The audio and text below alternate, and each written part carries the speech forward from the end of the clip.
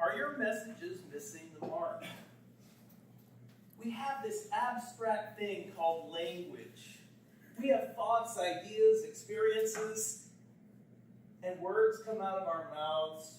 Letters go out on signage, and we hope that people understand what we're thinking about, what we're talking about, what we want them to do. And so often, we fail. I'm always on the lookout for these little things, and I'd like to share with you some of my collections. Some of these are obvious.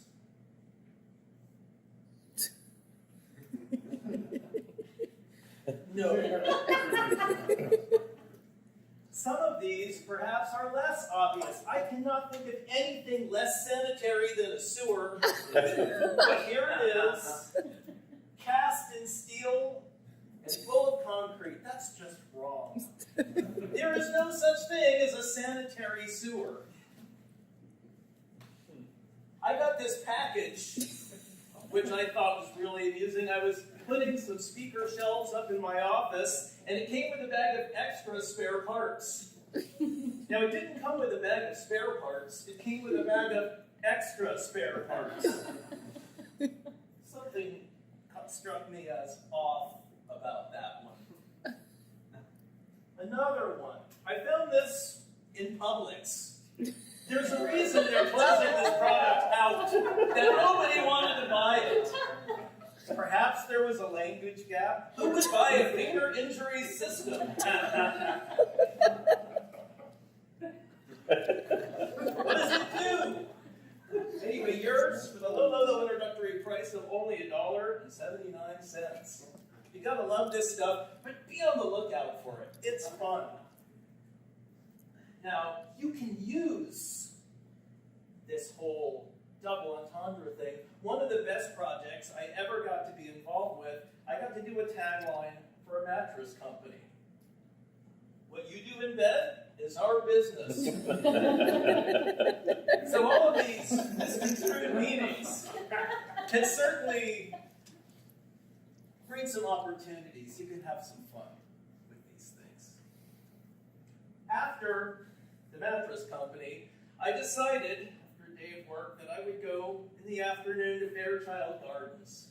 I love Fairchild Gardens. For those of you who don't know it, it's the foremost tropical botanical garden in the country. It's relaxing, but it's big. You can spend all day walking around the garden. And what I like to do is go and take the tram. They have a nice quiet tram and they take you around and they show you the different palm trees and plants. But when I got there, I got this sign. For your safety, tram tours are not available today. And I started wondering, I mean, this isn't something they wrote down and tacked up there. This is a sign that they had printed.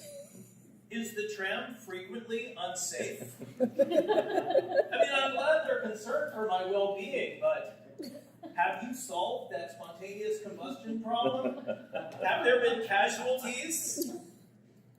Should I ever ride this tram again? So I'm not sure that is what they meant to communicate. So I ended up walking around the garden. Had a long day walking. And at the end of the day, because of the sun, I went home and I had a little bit of a headache. So I grabbed some ibuprofen, and because I like to take my medication responsibly, I looked at this very complicated set of instructions on the back of the bottle, and something struck me as really wrong. It says that 2 tablets may be used. Who used them?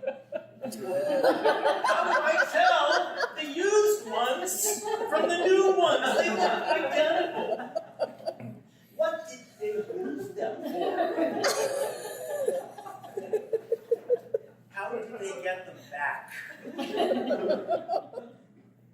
So I was going to call customer service, and I noticed this label had another problem. Children under 12 years, ask a doctor. Hello, doctor. I'm thick. What am I supposed to have? This is all FDA-approved language.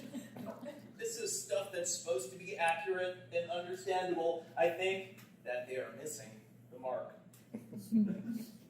So speaking of mark and missing, I decided that since I took my ibuprofen, I was feeling a little bit better, that I was going to do some chores around the house. I had some squeaky hinges I wanted to deal with, and I went to grab my trusty can of WD-40, and I realized that I was going to need some help. This was not a job I could do myself, so what did I do? I called my friend Mark. And he knocked on the door, and I opened the door, and boy, was he surprised.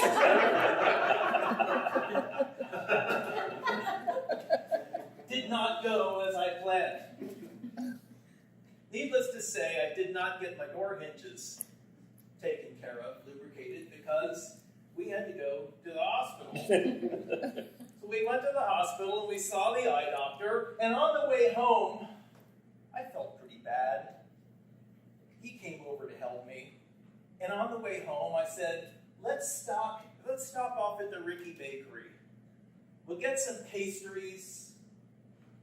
We'll enjoy some sweets on the way home.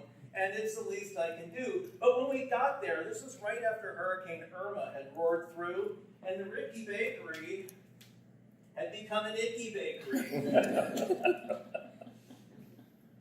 And Mark said, Dave, we can still go. It's just the sun. It's not a big deal. The pastries will be fine. But I put my foot down. I said, Mark, I'm sorry, but for your safety, there will be no pastries. Thank you very much.